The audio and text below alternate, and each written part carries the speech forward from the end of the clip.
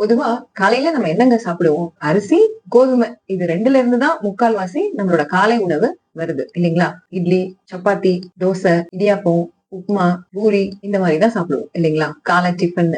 அரிசியும் கோதுமையும் refining, processing அப்படிங்கிற பேர்ல அதுல இருக்கிற பாதி சத்தை எடுத்துட்டு மீதி சத்து தான் ஒரு பாக்கெட்ல போட்டு நமக்கு குடுக்குறாங்க.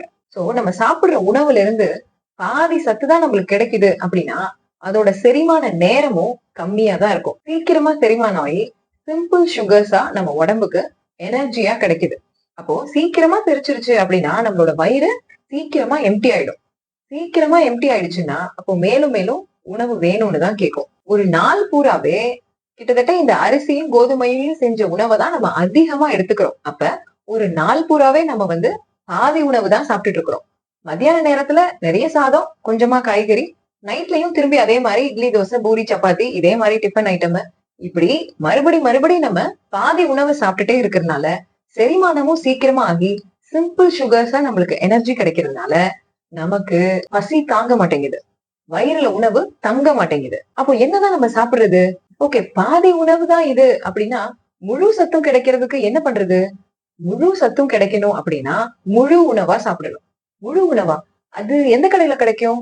என்ன பாக்கெட் போட்டு விப்பாங்க அப்படின்னு யோசிக்கிறீங்களா? முழு உணவு நம்ம கண்ணு முன்னாடிதான் இருக்கு. நம்ம தான் அதை பாக்குறது இல்ல. முழு உணவுங்கிறது natural protein and natural fat, அதாவது இயற்கையா கிடைக்கிற புரதமும் கொழுப்பும் தான். நம்ம யோசிச்சு பார்த்தோம்னா ஆதி காலத்துல மனுஷன் எப்படி சாப்பிட்டான்? காலையில 8 மணிக்கு எனக்கு வேட்டையாட எந்த மிருகமும் கிடைக்கலையே, ஐயோ இன்னைக்கு நான் காலை சாப்பாடுக்கு என்ன பண்றது அப்படியா இருந்தான்? இல்ல, எப்ப அவனுக்கு மிருகம் வேட்டையாட கிடைக்குதோ அதை சுட்டு அதை சாப்பிட்டான். அப்புறம் பழங்கள், காய்கறிகள் அந்த மாதிரி சாப்பிட்டான். இந்த மாதிரி சாப்பிட்டதுனால அவன் காலையில, மத்தியானம், நைட்டு இப்படி சாப்பிடணுங்கிற அவசியம் ஏற்படல. ஏன்னா இந்த உணவு எல்லாமே பொறுமையா செரிச்சு பொறுமையா கொஞ்சம் கொஞ்சமா சத்துக்களை அவன் உடம்புக்கு கொடுத்துக்கிட்டே இருக்கும். அவனுக்கு சத்துக்களும் முழுமையா கிடைச்சது. முழு உணவு சாப்பிட்டதுனால முழுமையா கிடைச்சது. அதாவது நான் வெஜிடேரியன்ஸ் பொறுத்த வரைக்கும் சிக்கன், மட்டன், ஃபிஷ், அப்புறம் பிரான்ஸ், முட்டை இந்த மாதிரி. வெஜிடேரியன்ஸை பொறுத்த வரைக்கும் சுண்டல், பயிறு வகைகள், அப்புறம் பால் பொருட்கள்ல உள்ள பன்னீர், சீஸ், டோஃபு இந்த மாதிரி உணவுகள் தான் முழு உணவு. இந்த முழு உணவுகள் தான் நம்மளோட தட்டுல முக்கால்வாசி இருக்கணும். நம்ம எப்படி சாப்பிடுறோம்? பாதி உணவை தான் தட்டு நிறைய வச்சு சாப்பிடுறோம். அப்போ நாள் பூரா நம்மளுக்கு பாதி சத்து தான் கிடைக்கும். நம்மளுக்கு முழுமையா கிடைக்க வேண்டிய இந்த புரோட்டீன், ஃபேட், ஃபைபர் இந்த மாதிரி சத்துக்கள்லாம் கிடைக்கிறதும் இல்ல. இப்படி பாதி சத்து கிடைக்காததுனால தேவையில்லாத இந்த கார்போஹைட்ரேட்ஸ், அதாவது மாவுச்சத்து அதிகமா கிடைக்குது. இப்படி அதிகமா கிடைக்கிறதுனால பல வியாதி, சர்க்கரை, ஹார்ட் ப்ராப்ளம், ஸ்ட்ரோக்கு, பெண்களுக்கு பிசிஓடி, குழந்தையின்மை இந்த மாதிரி வியாதிகள்லாம் நிறைய பெருகிடுச்சு. ஏன்? நம்ம பாதி உணவு சாப்பிடுறோம், பாதி சத்து தான் கிடைக்குது. அப்போ முழு சத்தும் நம்மளுக்கு கிடைக்கணும் அப்படின்னா இந்த மாதிரி முழு உணவுகளை தான் நம்ம நிறைய தட்டுல முக்கால்வாசி இததான் வச்சு சாப்பிடணும். இட்லி, தோசை, சப்பாத்தி, சாதம், பூரி இந்த மாதிரி பாதி உணவுகளை சாப்பிடுற பழக்கத்தை நாம எந்த அளவுக்கு குறைச்சுக்கிறோமோ அந்த அளவுக்கு நம்ம உடம்புக்கு முழுமையான சத்துக்களும் கிடைக்கும்.